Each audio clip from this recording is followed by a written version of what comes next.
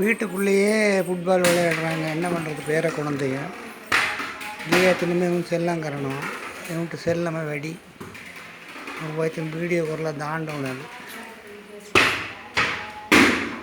කුමාර කන්නඩියකින් බිඳලා යයි වගේ.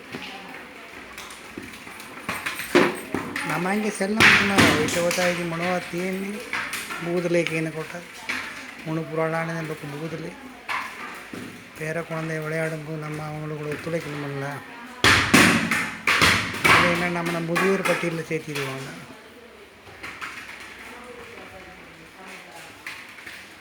எப்படி எடுக்கிறாங்க நம்ம அந்த இதே கிரவுண்டில் போய் விளையாடுன்னு சொன்னால் கேட்க மாட்டேங்கிறாப்புல.